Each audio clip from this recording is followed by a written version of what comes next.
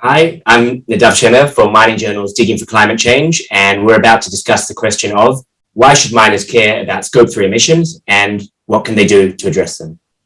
We have a great lineup consisting of John Mulligan, Climate Change Lead at the World Gold Council, a representative body for the gold industry whose membership comprises 34 of the world's leading gold producers, Dr. Robert Pell, founder and director of Minviro, a provider of data-driven life cycle assessment solutions to mining companies, most of which are in the battery metal space, as well as end users. Monica Richter, senior manager, low carbon futures at WWF-Australia, and project director of the WWF-led Materials and Embodied Carbon Leaders Alliance, or its acronym MECLA, which brings together different sectors across the building and construction supply chain, including iron ore producers to reduce embodied carbon in the industry, and Charlie Durant, who heads CRU Group's Sustainability Division.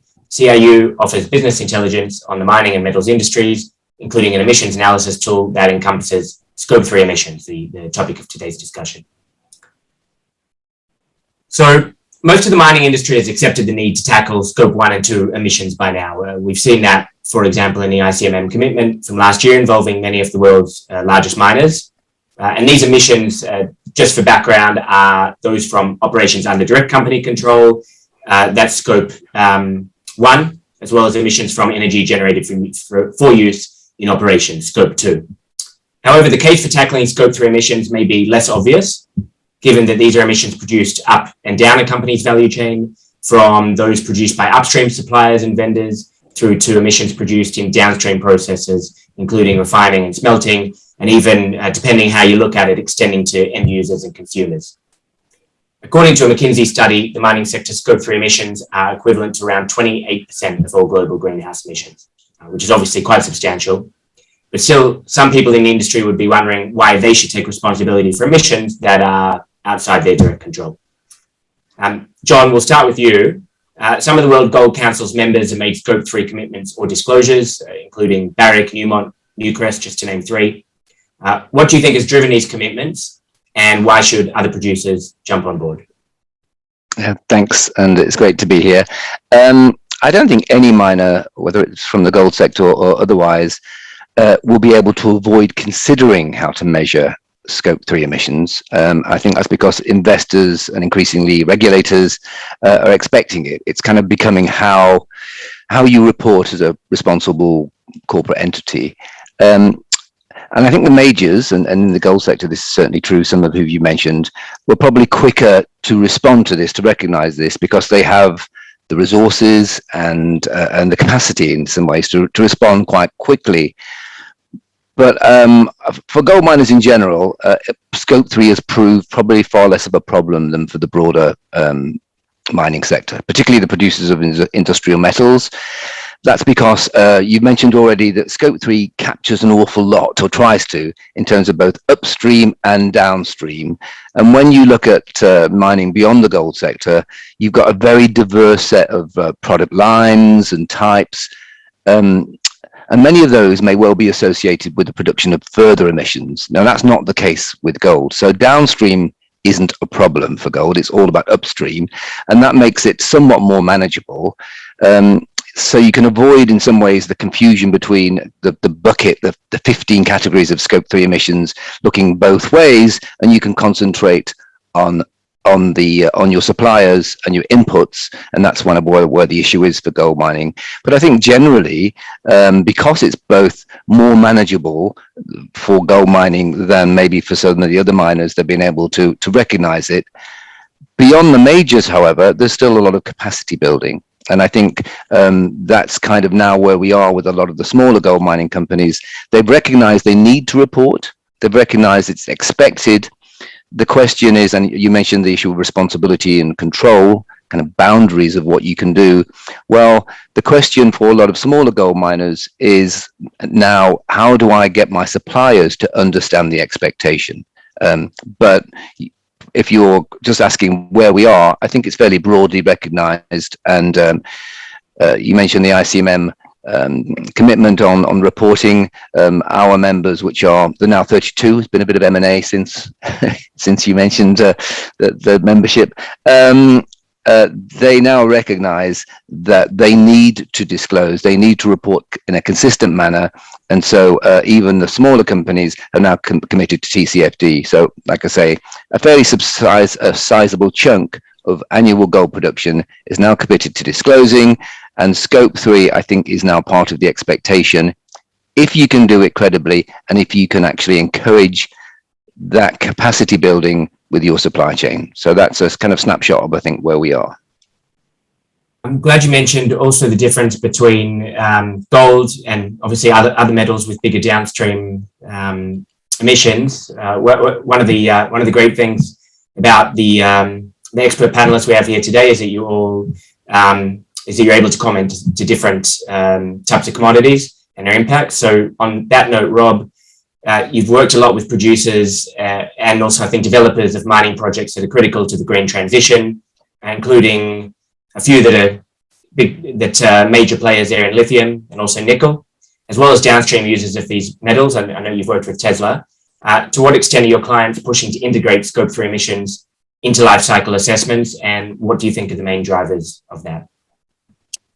Yeah, it's a good question, and we see a multitude of drivers, whether that's from the investor side, requiring this scope 3 impact data, or whether it's the downstream consumers of these products. We've got quite an interesting position where we work both with the miners and the processors, the refineries, as well as the downstream consumers of these materials. So we've seen the pressures from both ways. In terms of the life cycle assessment approach, it's always included the upstream scope 3 emissions when you're looking at measuring the environmental impact of the product. That's sort of already embedded in the life cycle assessment approach. So this isn't new to all the companies that are conducting life cycle assessments. But I'd just like to reiterate how important it is to capture those upstream scope 3 emissions. For example, when you're looking in the battery materials value chain, if you're looking at certain lithium production routes or nickel production routes, the upstream scope 3 emissions can contribute to upwards of 50% of the total climate change impact for certain production routes. So if you're excluding these upstream scope 3 emissions, you're really doing an incomplete calculation of impact for these products or companies.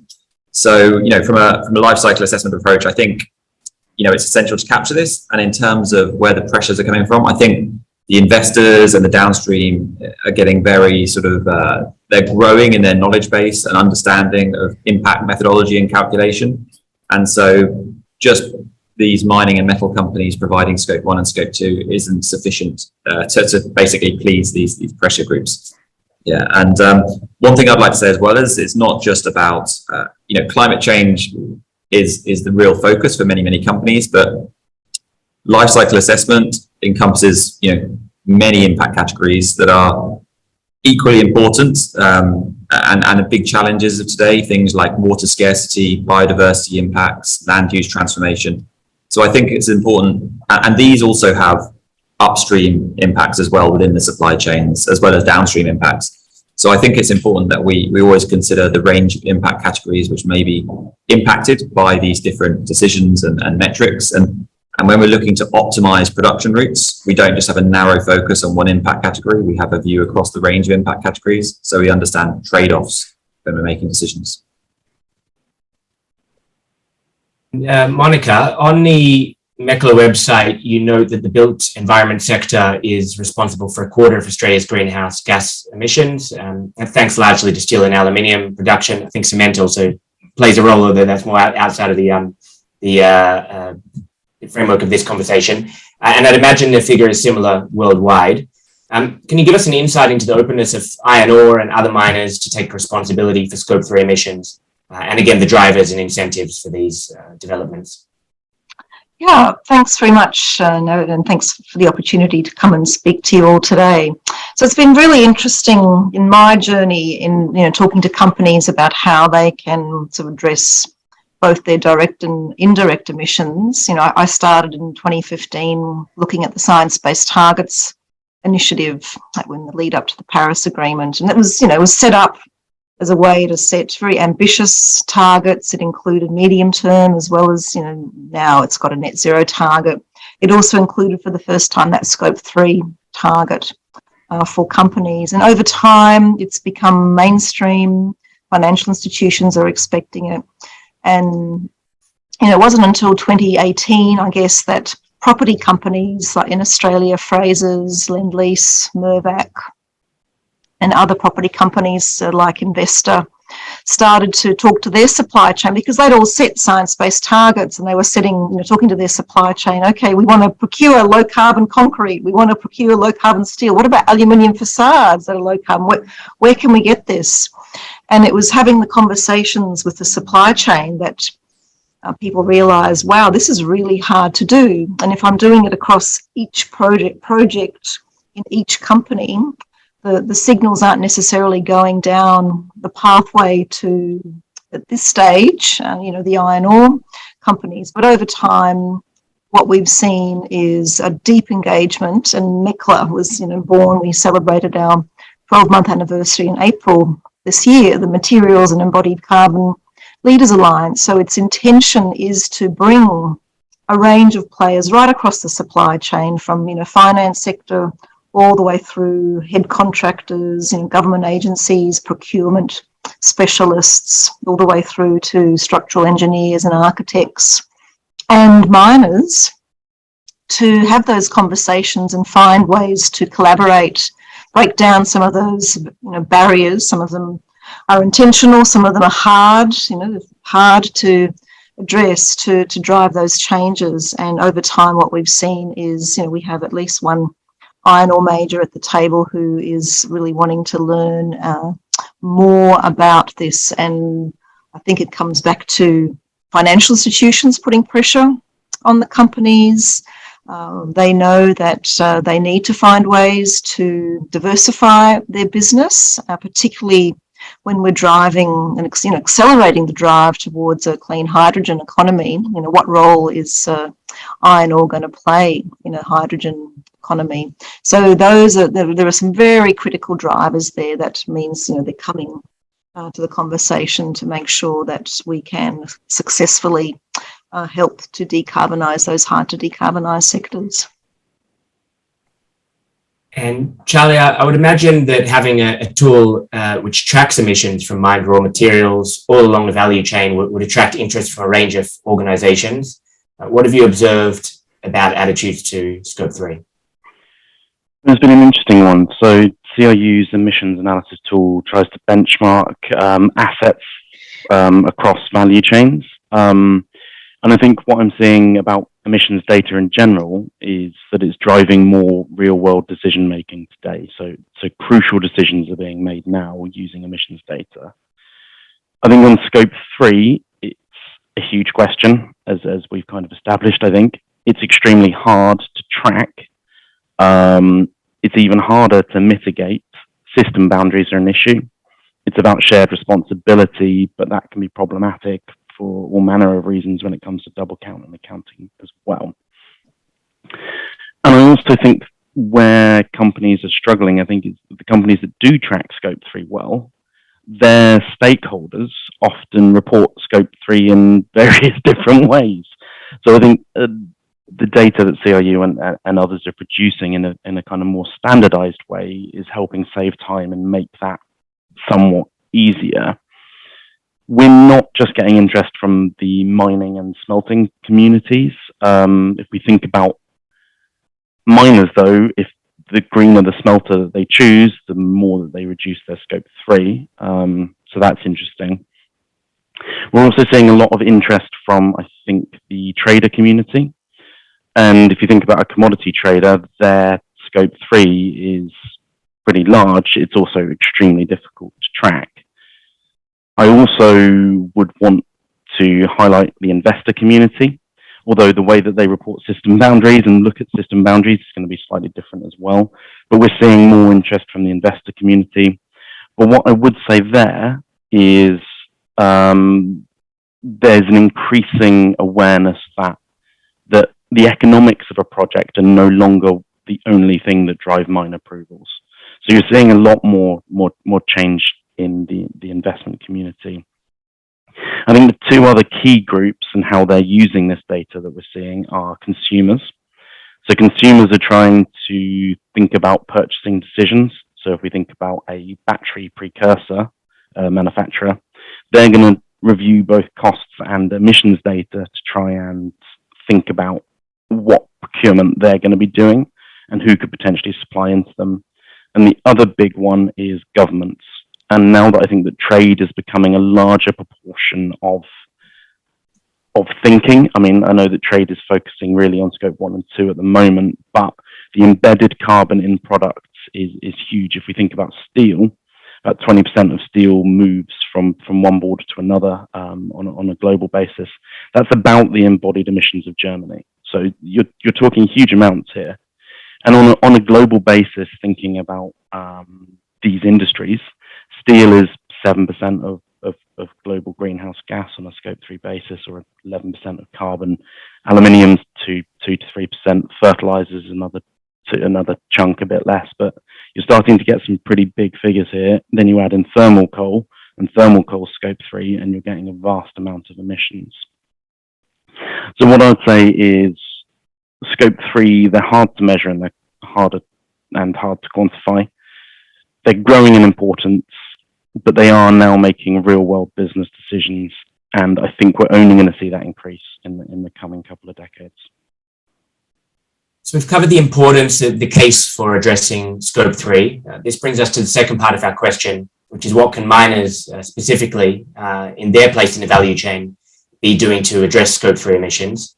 So Charlie, we'll stay with you to start this question. When we spoke for this panel, you brought up the importance of proximity between mines and downstream operations to reducing scope 3 emissions. You've sort of touched on that already. It would be great if you could elaborate on this, as well as providing any other insights into what miners can be doing, practically speaking, to address scope 3. Well, for me, I think it's quite interesting that transport, depending on your value stream or your metal, actually often only contributes a very small amount of emissions.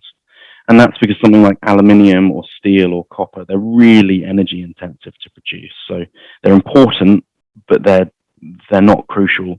That doesn't mean to say that we haven't had people who are looking to see whether they should co-locate with refineries and smelters to reduce that proportion of their emissions. But I don't think that co-location is always the answer.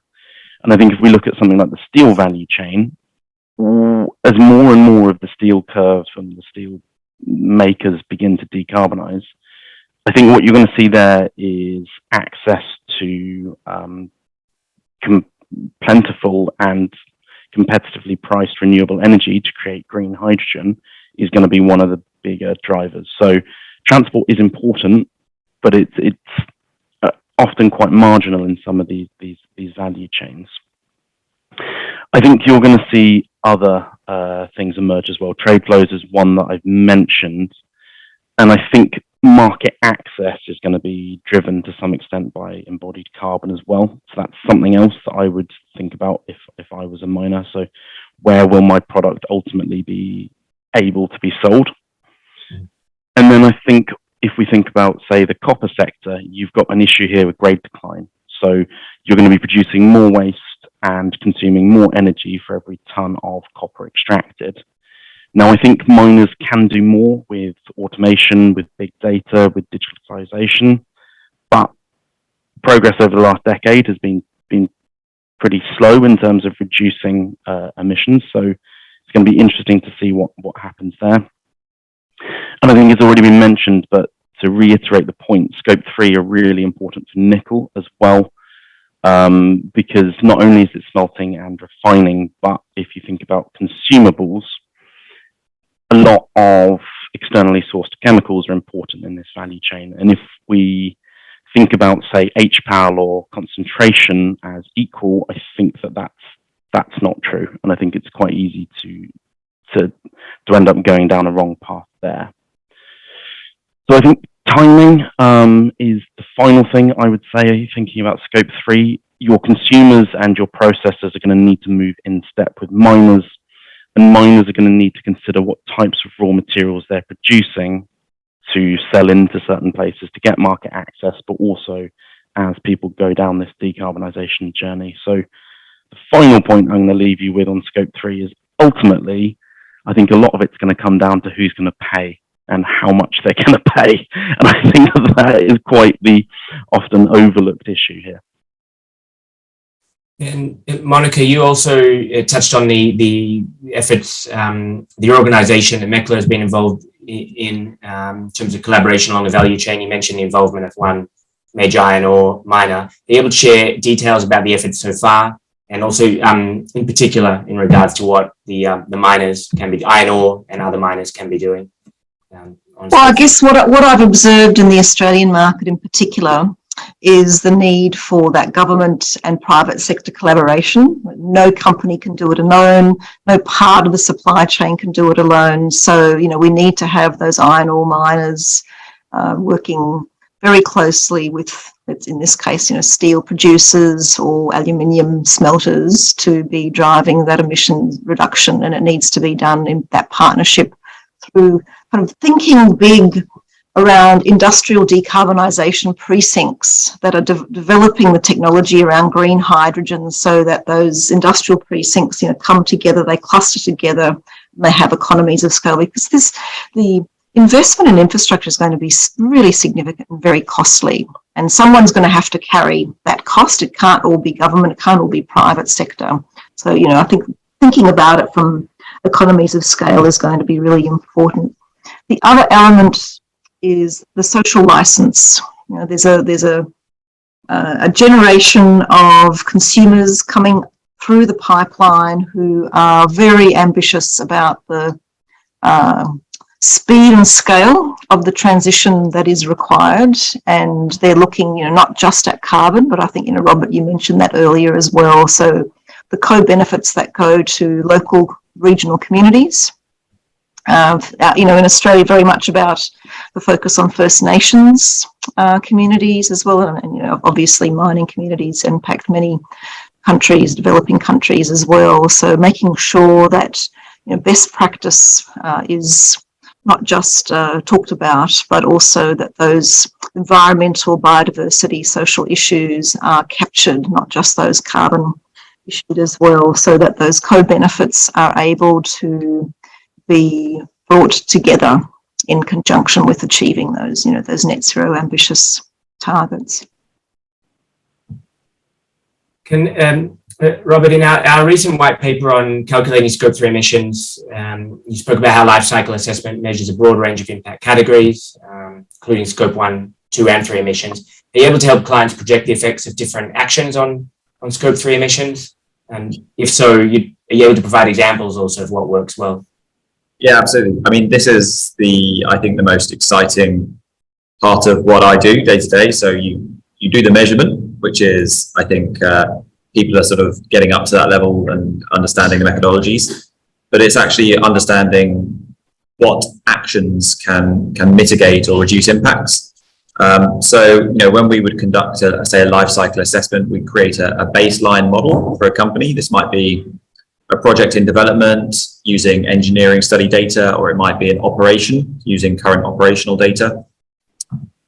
And then I think we're actually living in a time which is quite exciting, because there's so many different technologies out there that are aiming to mitigate impacts. I mean, green hydrogen's been mentioned quite a few times, but there's all sorts of electrification technology changes.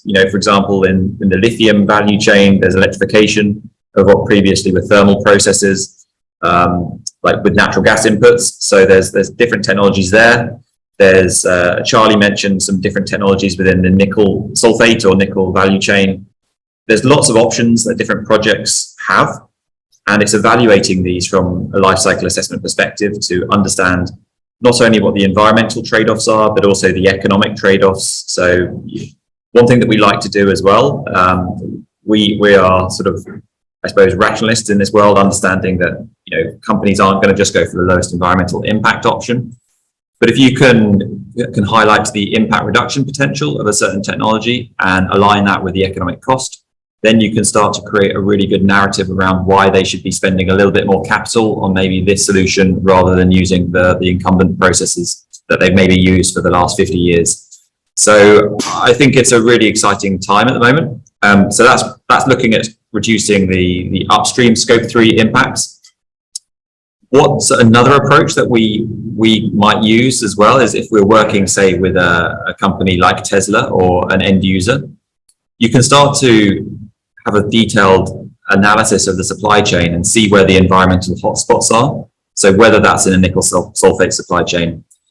And what we're seeing more of now is those users or the producers of the technologies actually willing to invest capital back in their supply chain to reduce impact because it's valuable for their product. This term, which is quite new, everybody's heard of carbon offsetting. So, companies displacing impacts by some activity somewhere else. But I think what we're likely to see in the coming years is more downstream companies committing carbon insetting. So, investing within their own supply chain to reduce the impact of their product or company. And I think this is a really exciting business model that companies can use because they are directly affecting their own supply chains, making tangible, impact, putting capital in the hotspots that exist within their supply chains. So we support with that as well, highlighting where those hotspots are and identifying what technologies exist within to reduce those impacts. So yeah, that's what we're seeing quite a lot at the moment. So you actually, in terms of just as a follow up to that, in terms of the carbon insetting, is that something in early stages, or you're seeing companies already doing this? So so it's interesting. So not so much in the mining and metals value chain, but it's starting to be adopted within, say, the agriculture or chemical sectors a little bit more, and they tend to be the first movers in innovations within this space. So I think we are likely to see that. We're starting to see the first movements with it. When you look at the downstream OEMs willing to just reach back within their supply chains, that is the first stages of carbon insetting. It may not be termed that, but it really is. They're trying to reduce impact of their own product. So I think we'll see some bigger moves going forward on that. And John, regarding obviously you've mentioned that gold mainly has upstream emissions to worry about, not too much of a pretty minimal downstream impact. Have you at the World Gold Council worked at all with your member companies on approaches to reducing upstream scope 3 emissions, or have you seen any good examples from member companies that you can share? Thanks. Well, as we mentioned, scope 3 aren't the primary source of emissions in total for the gold mining industry. So if you're looking at decarbonisation and carbon reduction efforts, it's generally not focused on that scope 3 category. It's generally all about, as you may have heard me say before, it's all about energy and electricity, whether it be self-generated electricity or purchased electricity. So scope 1 and 2 are where the bulk, 80% or more of the whole gold supply chain emissions come from. Scope 3 is largely a question of scale and materiality. Which of those, I mentioned there's 15 categories which comprise the substantial portion of the emissions that you can take responsibility for. And when do you decide that one of those categories is frankly immaterial? Now, for precious metals miners, and this differs quite considerably from the others, it's all about categories 1, which is purchased goods and services, and probably category 3, which is the other energy stuff, the transmission and distribution losses, etc. So if it's all about category 1, what can we do? First of all, you need to get data. You need to know what the emissions are to define that materiality and to define what your possible positive impacts can be. Once you grasp that, once you're reporting on it, once you've measured it, then there's the question of influence and change. And so when the majors, when they're talking about fairly developed, mature supply chains, they can have an influence on their suppliers, and that's already happening. I should mention that we also sit on the working group for the climate change working group at the ICMM, and I know all miners are seeking to do that. They're all seeking to have an influence where they can. For gold mining in many jurisdictions, however, it operates in remote, developing or frontier economies, where asking your supplier for data can be a challenge in and of itself when they don't even know what the question is. So you have to facilitate and build capacity explain why you're asking the data, and you have to simplify the process. So in terms of one of the things we're currently looking at, and it's still a question, is to say to the members, okay, well, is there a way of streamlining and standardizing this process? If you're all asking the same questions, can we make it easier? And so we have an ongoing program to look at that. The challenge there is, frankly, there's such a difference between locations and regional economies and suppliers. So it's a question: is standardization and streamlining useful? Is the variance of the supply chains so great that it won't be? But nonetheless, that is a big question, and we're seeking to do that. And again, I'm aware that at the ICMM, there's a big focus now on Scope 3 for the broader mining sector too, but they're looking more downstream, we're looking at upstream.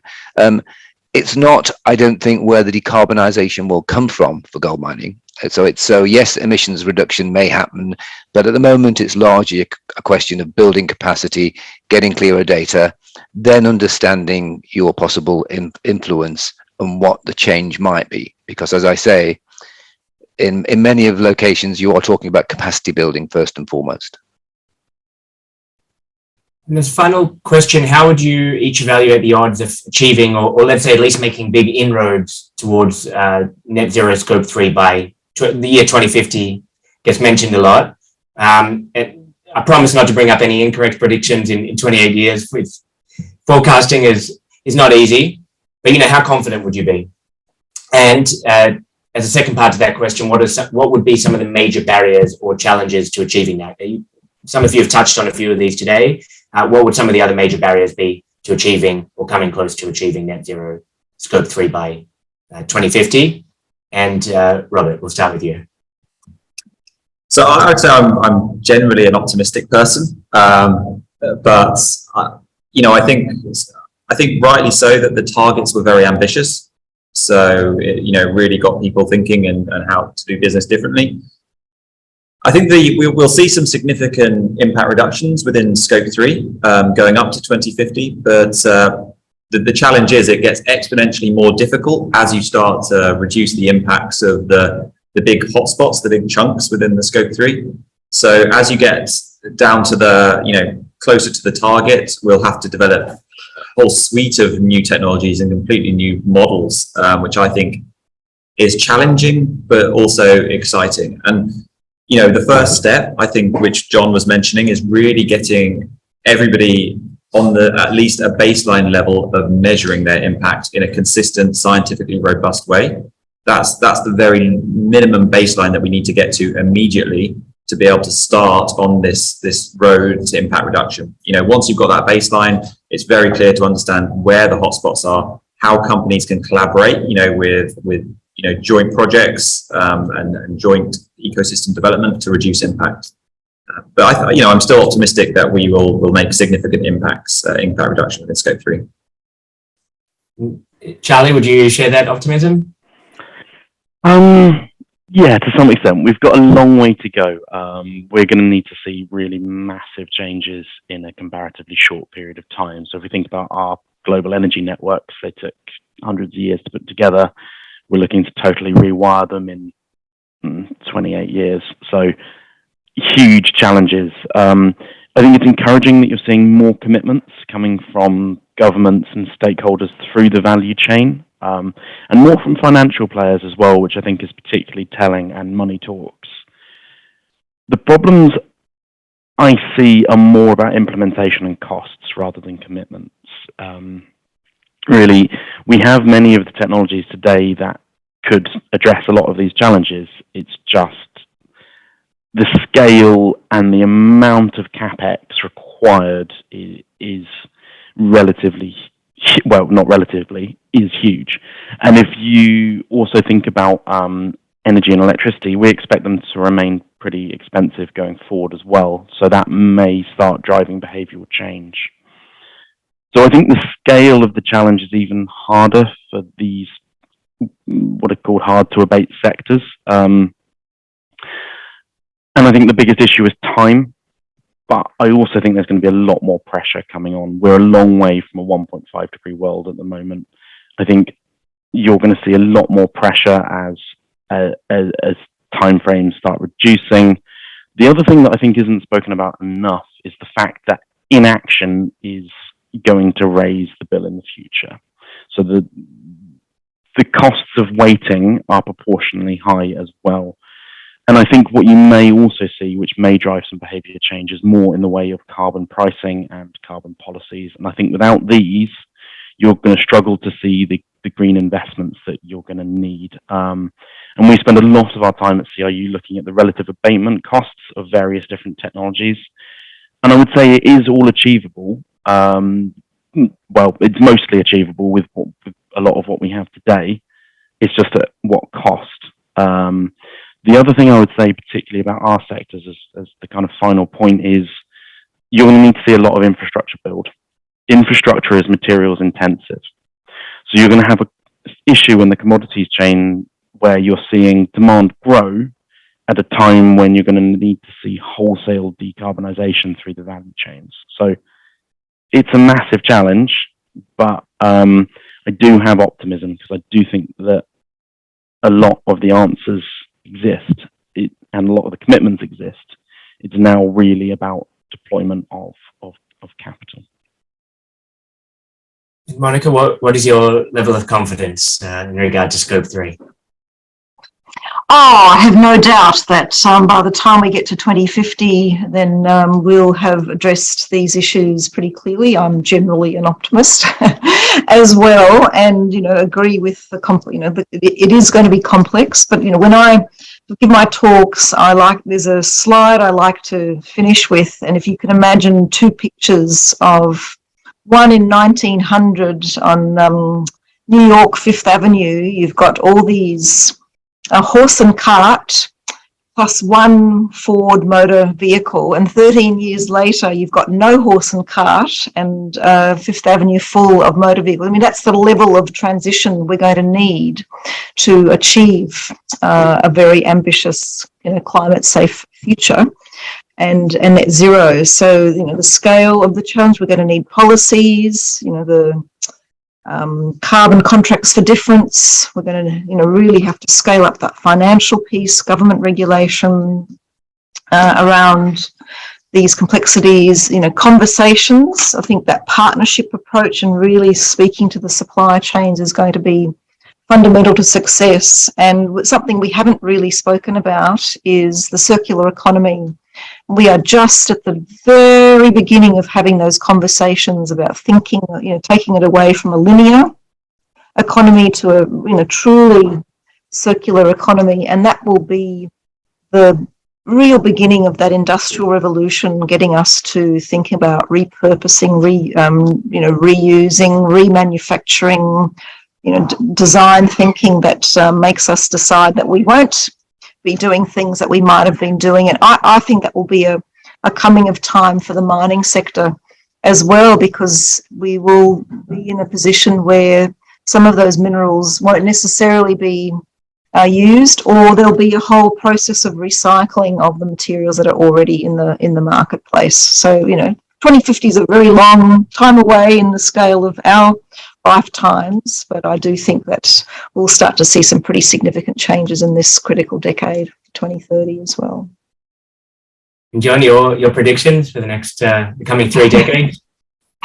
Very long-term prediction. I never make predictions. What I would say is I think anybody who works closely in the climate change sphere has to be an optimist to some extent. We have to believe. We have no choice.